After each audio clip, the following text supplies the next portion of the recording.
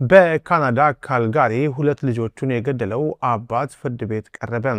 በስፍራው የሚገኙ ኤርትራውያንና የኢትዮጵያ ኮሚኒቲ አባላት በከፍተኛ ቁጣ ሐዘናቸውን እየገለጹ ነው። ለልጆቹ ቀብር ማስፈጸሚያ የሚሆንም ጎፈንድሚ ከፍተዋል። ዝርዝሩን በአጭሩ ላቀርብ። የ37 ዓመቱ ኤርትራዊ በካልጋሪ ፍርድ ቤት ቀርበው ሁለት የመጀመሪያ ደረጃ ግድያ ክሶች ተመስርተውበታል። ስሙ እንዳይገለጽ የተከለከለው የግለሰብ ክሱ ሲነበብለት ምንም አይነት የስሜት ለውጥ ሳይታይበት በዝምታ ተከታትሏል። ጠበቃው መረጃ ለማሰባሰብ ጊዜ በመጠየቃቸው ፍርድ ቤቱም ለሰኔ ወር ተለዋጭ ቀጠሮ ሰጥቷል። ፖሊስ እንደሚለው ወላጆቹ ተለያይተው የሚኖሩ ሲሆን ተከሳሹ ልጆቹን ባለፈው ሳምንት ጀምሮ ከእናታቸው ወስዶ ሕይወታቸው እንዲያልፍ አድርጓል። የሚገርመው ልጆቹን ከገደለ በኋላ ራሱ ለፖሊስ ደውሎ መናገሩና እዚያው በቁጥጥር ስር መዋሉ ነው። የኢሚግሬሽን አውትሪች ዳይሬክተር አዳነች እያሱ እንደገለጹት እናትየው ምግብ መብላትና መናገር አቁመዋል። የ5 ዓመቱ ናኦልና የ3 ዓመቷ ዮርካቤልን የቀብር ስነስርዓት ለመፈጸም በካልጋሪ የሚገኙ የኤርትራና የኢትዮጵያ ኮሚኒቲ አባላት የገቢ ማሰባሰብ ጀምረዋል። ለህፃናቱ ነፍስ ረፍትን፣ ለእናታቸው ደግሞ መጽናናትን እንመኛለን። ሰላም ጤና ይስጥልን። ውድና የተከበራችሁ የዚህ ቲቪ ቤተሰቦች እንዴት ናችሁ? ሰላማችሁ ይብዛ። ይህን ቪዲዮ ላይክ እና ሼር አድርጉት ማለት ነው። ምክንያቱም ፍትህ ስለሚፈለግ ለእነዚህ ህፃናቶች እንኳን ደስ አላችሁ። በመጀመሪያ እንግዲህ ትላንትና እንዳልተያዘ እየተደረገ ነበረ፣ ተሰወረ ተብሎ ነበረ። ዛሬ ላይ ግን እንግዲህ ሀበሻ እንደሰማነው ዜና ማለት ነው ተገኝቷል። እንዲሁም በትግረኛም ዜና እንደሰማነው ፍርድ ቤት ቀርበዋል። እናት ግን ራሷን ስታለች ማለት ነው። ራሷን ስታ ራሷን አታውቅም። እንዲሁም ደግሞ ባልና ሚስቶች ተለያይተው ነው ያሉት ማለት ነው።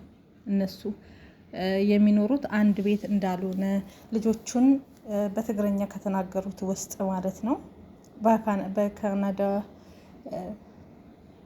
ውስጥ ማለት ነው እናትና አባት ተለያይተው ነው ያሉት። የተለያዩበት ምክንያትም እንደሰማነው ከሆነ እሱ ይጠረጥራት ነበረ። በዚህ ባለመስማማት በጥርጥር ሁኔታ ውስጥ ባሉበት ሰዓት ላይ ይጣላሉ፣ ከዛም ይለያያሉ። ለብቻ እናት ልጆቿን እያሳደገች እንዲሁም ደግሞ እሱ የተፈቀደለት ጊዜ አለና ለሳምንት ለምናምን ይፈቀድለታል ማለት ነው።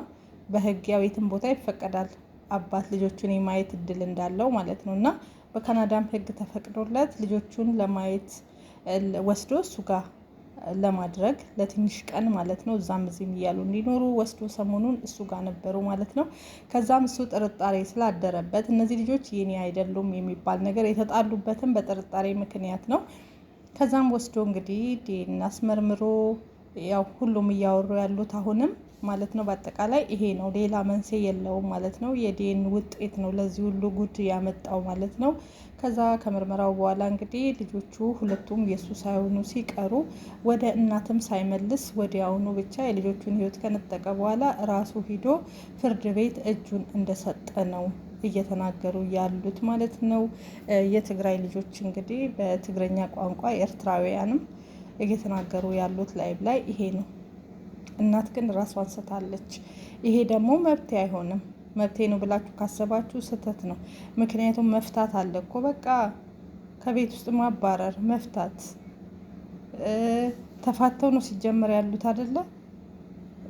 በቃ ልጆቹ እሱ እንዳልሆኑ እሷን ማሳፈር ነው። ይሄው ልጆቼ የኔ አይደሉም ማለት እኔ እኮ የገረመኝ እንደዚህ በመፍረድ ቀላል ነው፣ ግን በሰው ላይና እሱ ልጆቼ ናቸው ብሎ አምኖ ይሄን አክል እንግዲህ የ5 ዓመትና የ3 ዓመት ልጆችን አሳድጎ አባት ነኝ ብሎ ምን ኩስ እንዳለው ምን ትስ ብሎ ለሱ ሰይጣን በጆሮ እንደነገረው ባይታወቅም ምርመራ መሄዱ በጣም ከባድ ነው ማለት ምን ተጠራጥሮ ይሄን አክል ካሳደገ በኋላ እንደዚህ የሚያሳዝኑ የሚያጓጉ ልጆች ከሆኑ በኋላ ምን አይነት ሀሳብ እንደመጣለት ብቻ ሄዶ ልጆቹን ምርመራ ማድረጉ በጣም ይገርማል።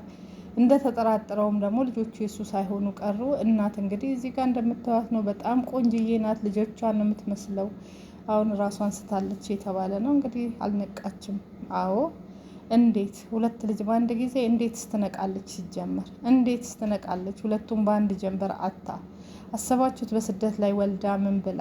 ይሄ ጥፋት የሷ ጥፋት ነው። ባል እያለ ከሌላ ማርገዟ ከአንዱም ከሁለት ሁለቱም የሱ ልጆች ሳይሆኑ ባል ብላ ከሱ ጋር እየኖረች ከሌላ ጋር እና እባካችሁ ሌላ ሴቶች ማለት ነው ከእንደዚህ አይነት ድርጊት እባካችሁ ተጠንቀቁ። ምክንያቱም ወንዶቹን ብቻ መውቀስ የለብንም፣ እኛም ሴቶች እንሳሳታለን።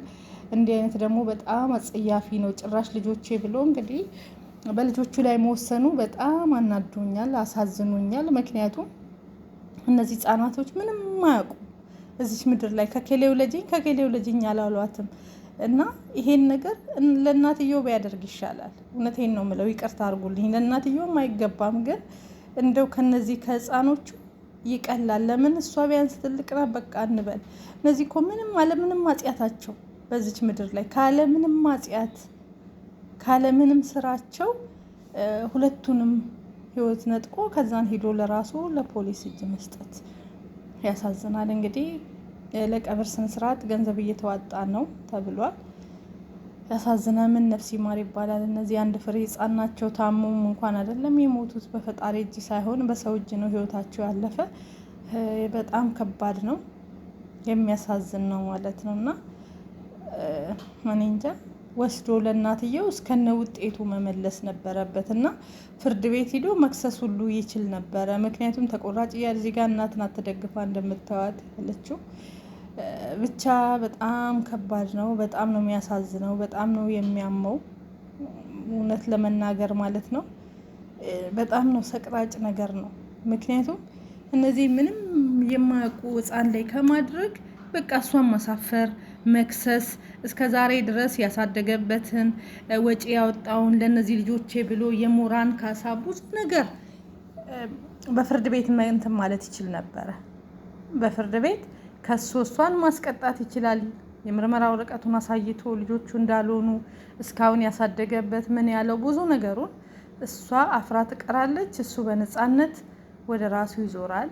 በቃ እሱ ግን ያናደደው ምንድን ልጆቼ ብሎ ተነቅሶ አሳድጎ አምኖ ባመነው ሲከዳ ልጆቹ ላይ መወሰን የለበትም በፍጹም። እነዚህ አይደለም እንኳን አሳድገሃቸው ቀርቶ ማንም መንገደኛ ቢያይ ራሱ ለመቆንጠጥ የሚያሳዝኑ ህጻናት ናቸው። እንኳን ያሳደገ አባት ነህ ተብለህ ልጆቼ ብለህ አሳድገህ እንትን ብቻ ያማል በጣም ስለነዚህ ልጆች። ለማንኛውም መያዙ አሪፍ ነው፣ ቢያዝም ምንም ትርጉም የለውም። ምክንያቱም ልጆቹ ከዚህ በኋላ አይነሱም ከህይወት ከሞት አይደኑም። ግን ሌላ እናቶች እባካችሁ ምድር ላይ ወዳችሁ ፈቅዳችሁ ባመጣችሁት ልጆቹ እንዲቀጡ አታድርጉ። የእናንተን ኃጢአት ለልጆች አታድርጉ። ሌሎች ተማሩ።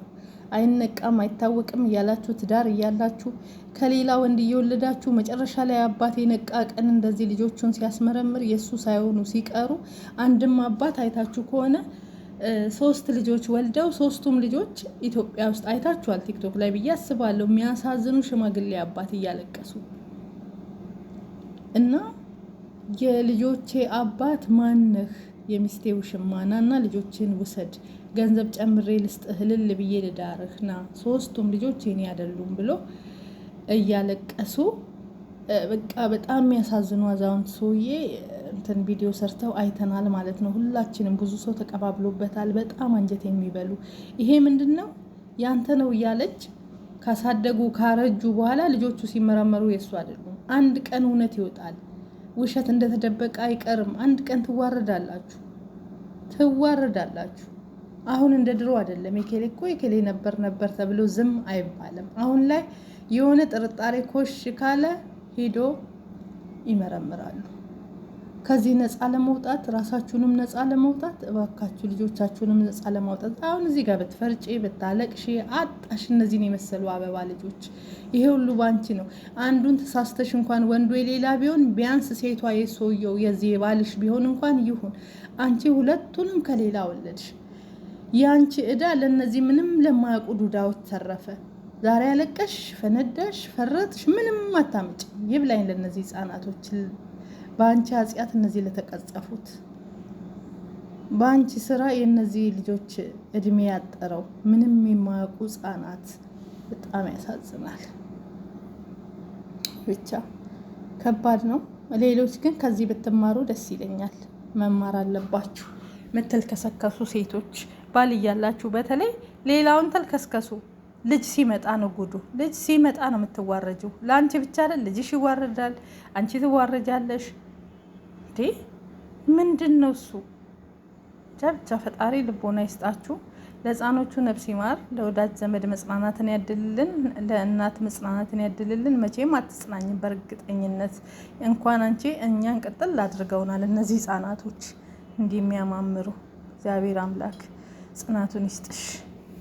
ያማል በጣም ከምር በጣም ግን ሰዎች ስንባል ጨክነናል ዓለም ላይ ማለት ነው። እናት ልጅ እናቱን ህይወት ይነጥቃል፣ አባቴ ልጁን። በቃ ልጆቹ ናቸው ግድ የሱ በዴን ለምን የሱ ግድ የሱ ደም ለምን አልሆኑም አይደለም። በቃ ባይሆኑም ስላሳደጋቸው ቢያንስ ልጆቼ ናቸው ብሎ መራራት አለበት። እንኳን ነበረ መራራት። በቃ ብቻ ከባድ ነው። ነፍስ ይማር።